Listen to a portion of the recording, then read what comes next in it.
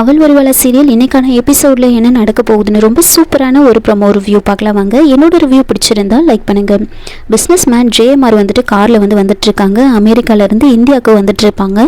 அப்போ வந்துட்டு அவர் வர விஷயம் எல்லாருக்கும் தெரிஞ்சிருச்சு அப்படின்னு தெரிஞ்சதுமே அவர் பிஏ கிட்ட கேட்குறாங்க, என்ன பண்ணிட்டு இருக்கீங்க நீங்கள்? நான் வரது இந்த விஷயம் யாருக்கும் தெரியக்கூடாதுன்னு தானே நான் சொன்னேன். எப்படி எல்லாருக்கும் தெரிஞ்சுது? எல்லா நியூஸ் பேப்பர்லேயும் வந்திருக்கு, நியூஸ் சேனலெல்லாம் வந்திருக்கு. இந்தியாவுக்கு வந்த ஃப்ரீடமே கிடையாது, வெளிநாட்டில் இருக்கிற ஃப்ரீடம் இந்தியாவில் கிடையாது.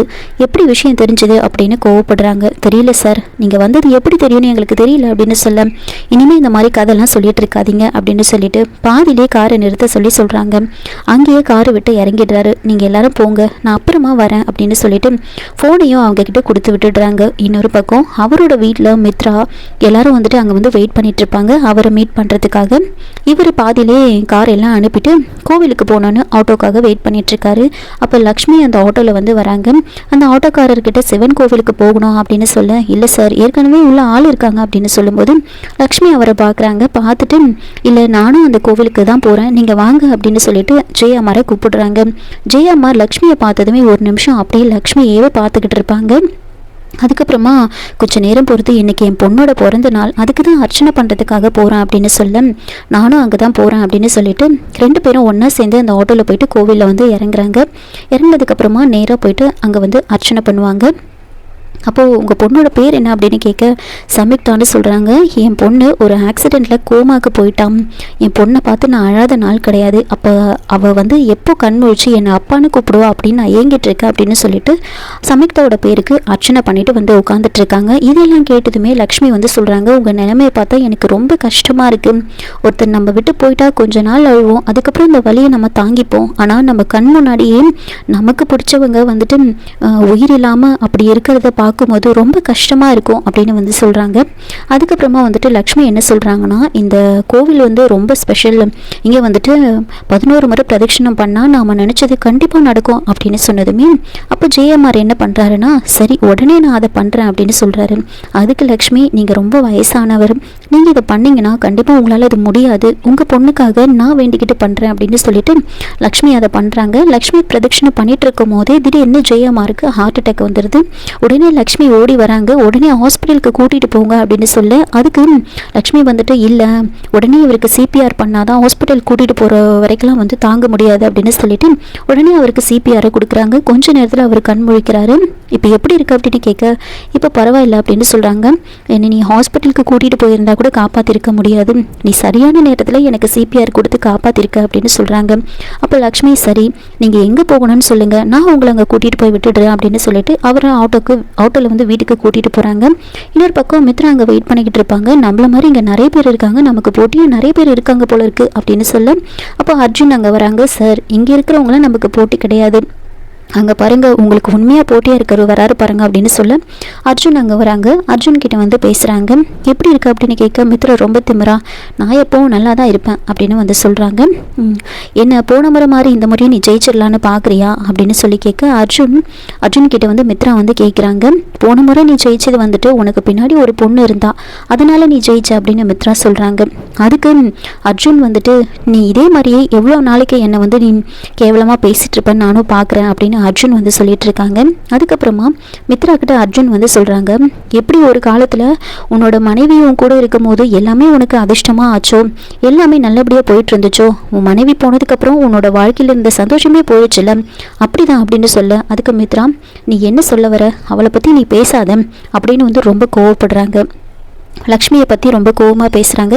உடனே அர்ஜுன் உன்னோட பார்வையை நீ மாற்று, உன்னோட பார்வையை நீ மாற்றலைன்னா கயிறு கூட பாம்பாக தான் தெரியும், உன்னோட பார்வையை நீ மாற்றிப்பாரு, அது பாம்பு இல்லை கயிறு அப்படின்னு உனக்கே புரியும் அப்படின்னு சொல்லி பேசிக்கிட்டு இருக்காங்க.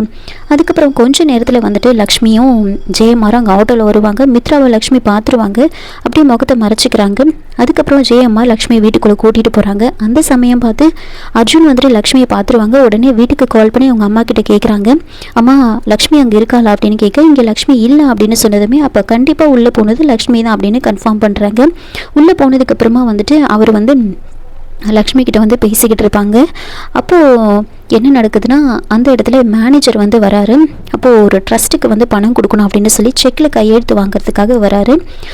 அப்போது லக்ஷ்மி என்ன பண்ணுறாங்கன்னா அவர் பாட்டுக்கு சைன் பண்ணிகிட்ருப்பாரு. லக்ஷ்மி இங்கே பார்த்துட்டு ஏதோ ட்ரஸ்ட்டுக்குன்னு சொல்கிறீங்க, ஆனால் அதோட பேரே அங்கே இல்லையா அப்படின்னு கேட்குறாங்க. உடனே அதை கவனிச்சுட்டு ஜெயமார் வந்துட்டு ஆமாம் எங்கே அந்த பேரையே காணோம் அப்படின்னு சொல்கிறாங்க. உடனே லக்ஷ்மி அந்த டீட்டெயில்ஸ் எல்லாம் கேட்குறாங்க. நீங்கள் ஏமாத்துறீங்க அப்படின்னு லக்ஷ்மி சொன்னதுமே அதை ஜெயமார் புரிஞ்சுக்கிட்டு நீ வந்து பணம் வேணும்னா என்கிட்ட கேட்டிருக்கலாமே, நான் கொடுக்குற சம்பளம் உனக்கு பத்தலைன்னா என்கிட்ட கேட்டிருக்கலாமே, இப்படி என்ன நீ ஏமாத்தணுமா அப்படின்னு சொல்லி அவங்கள வேலையை விட்டே தூக்குறாங்க. அதுக்கப்புறம் ஜெயமார் வந்து என்ன சொல்கிறாருன்னா, பாத்தியாம்மா இவ்வளோ நாள் எக்ஸ்பீரியன்ஸ் இருக்கிற எனக்கே வந்துட்டு இதை கண்டுபிடிக்க முடியல, ஆனால் நீ இவ்வளோ சாதாரணமாக கண்டுபிடிச்சிருக்கே, உனக்கு பெரிய பெரிய கம்பெனியில் ஒர்க் பண்ண எக்ஸ்பீரியன்ஸ் எல்லாம் இருக்கா அப்படின்னு ஆட்டோவில் வரும்போதே கேட்டிருப்பாரு. அதெல்லாம் யோசிச்சுக்கிட்டு உனக்கு நான் ஒரு பொறுப்பை கொடுக்க போகிறேன் அப்படின்னு சொல்கிறாங்க. அதை நீ தான் சரி பண்ணணும் அப்படின்னு சொல்லியிருப்பாங்க. எனக்கு என்ன பொறுப்பு கொடுக்க போகிறீங்க, நான் என்ன அப்படி சரி செய்ய முடியும் அப்படின்னு கேட்க நேராக ஒரு ரூமுக்கு கூட்டிகிட்டு போகிறாங்க. அங்கே போயிட்டு ஒரு ஃபோட்டோவை ஓப்பன் பண்ணி காமிக்கிறாரு. அதை பார்த்ததுமே லக்ஷ்மி அப்படியே ஷாக் ஆகுறாங்க. என்ன இது, என்ன மாதிரியே இருக்காங்க, யார் இவங்க அப்படின்னு கேட்க இவ தான் என்னோட பொண்ணு சம்யுக்தா அப்படின்னு சொல்கிறாங்க. இவ தான் இப்போ கோமாவில் இருக்கா அப்படின்னு வந்து சொல்கிறாங்க.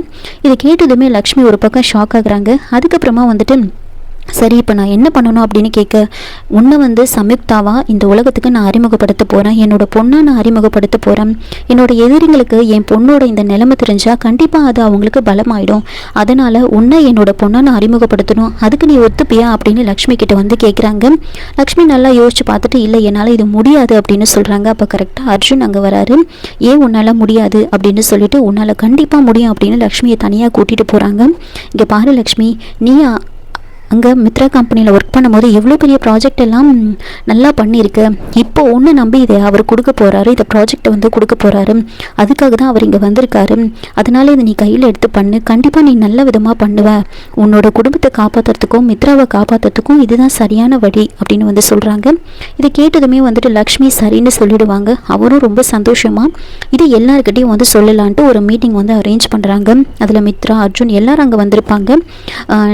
இந்த ப்ராஜெக்ட்னால நான் வந்து எவ்வளோ ஆர்வமாக இருக்கேன்னு உங்கள் எல்லாருக்கும் தெரியும், ஆனால் இது அவ்வளோ ஈஸியாக எல்லாருக்கும் கொடுத்துட முடியாது, இதுக்கு தனியாக ஒரு டேலண்ட் வேணும். அப்படி யார் இந்த ப்ராஜெக்டை செய்யறதுக்கு, இந்த கான்ட்ராக்டை எடுத்து செய்யறதுக்கு சரியானவங்க அப்படின்னு என் பொண்ணு நாளைக்கு அமெரிக்காவிலேருந்து வந்து இது எல்லாருக்கும் வந்து கண்டிப்பாக வந்து அதை வந்து கண்டுபிடிச்சி அந்த கான்ட்ராக்டை அவங்களுக்கு கொடுப்பான். இதுக்கப்புறம் இந்தியாவில் இருக்கிற எல்லா பிஸ்னஸையும் என் பொண்ணு தான் பார்த்துப்பா, நாளைக்கு அவள் அமெரிக்காவிலேருந்து வரா, நான் இங்கேருந்து கிளம்புறேன் அப்படின்னு வந்து சொல்லிடுறாங்க. இதில் யார் மித்ரா யார் அர்ஜுன் அப்படின்னு வந்து எல்லாருக்கிட்டையும் வந்து அவங்கள கேட்டு அவங்க 2 பேருக்கும் வந்து விஷ் பண்ணிட்டு போகிறாங்க. இன்னொரு பக்கம் லக்ஷ்மி வந்து வீட்டில் இதை பற்றியே யோசிச்சுக்கிட்டு இருப்பாங்க. அவர் சொன்னதெல்லாம் வந்து யோசிச்சு பார்க்குறாங்க. அப்போது அர்ஜுன் வந்து கேட்குறாங்க, லக்ஷ்மி நீ எதை பற்றி யோசிச்சுட்ருக்க அப்படின்னு கேட்க, இல்லை எனக்கு வந்து என் குடும்பத்தை ஏமாத்துற மாதிரி இருக்குமோன்னு தோணுது அப்படின்னு வந்து சொல்ல, நீ ஏன் ஏமாத்துறன்னு நினைக்கிறேன் அப்படின்னு வந்து கேட்குறாங்க. ராமன் வந்து ராவணனை கொன்னதை பற்றி நீ என்ன நினைக்கிற அப்படின்னு கேட்க, நீதியை நிலைநாட்டுறதுக்காக கொன்னதான் நினைக்கிறியா, இல்லை நீ ராமனை வந்து கொலைகாரன் நினைக்கிறியா அப்படின்னு கேட்க, இல்லை ஒரு நல்லதுக்காக அவர் அதை பண்ணியிருக்காரு அப்படின்னு சொல்ல, அதே மாதிரி தான் நீ இப்போ பண்ண போகிறதும் உன் குடும்பத்தை காப்பாற்றுறதுக்காக நீ இதை பண்ணியிருக்க, இதை நீ பண்ண போகிற, உன்னோட புருஷனையும் உன் தங்கச்சிக்கு ஒரு நல்ல வாழ்க்கை அமையணுன்றதுக்காக தான் இதெல்லாம் நீ பண்ண போகிற, இதில் நீ பண்ணுறது எந்த ஒரு தப்பும் கிடையாது அப்படின்னு சொல்லி லக்ஷ்மியோட குழப்பத்தை வந்து தீர்த்து வைக்கிறாங்க. இதனால் லக்ஷ்மி சரி அப்படின்னு சொல்லி அந்த முடிவில் வந்து உறுதியாக இருப்பாங்க. இன்னொரு பக்கம் அர்ஜுனோட அம்மா அர்ஜுனை பார்த்து ரொம்ப சந்தோஷமாக வந்து பேசுகிறாங்க. நீ இந்தளவுக்கு மாறி இருக்கிறது எனக்கு ரொம்ப சந்தோஷமாக இருக்குது. ஒரு காலத்தில் நீ வந்து லவ் ஃபெயிலியர் ஆனப்போ ரொம்ப சோகமாக இருந்த, உன்னோட எதிர்காலத்தையே நீ விட்டுட்ட, ஆனால் இப்போ நீ லக்ஷ்மிக்கு அட்வைஸ் பண்ணுற அளவுக்கு வந்திருக்கியே, அதை நீ அந்தளவுக்கு மாறிடுவே அப்படின்னு நினச்சேன், ஆனால் நீ இந்தளவுக்கு ஸ்ட்ராங்காக இருக்குது, எனக்கு ரொம்ப சந்தோஷமாக இருக்குது அப்படின்னு அவங்க அம்மா சொல்லிட்டு இருக்காங்க. இதோட இந்த ப்ரோமோ வந்து முடிச்சிருக்காங்க. என்னோட ரிவ்யூ பிடிச்சிருந்தா லைக் பண்ணுங்கள், மறக்காமல் சப்ஸ்கிரைப் பண்ணுங்கள். தேங்க்யூ.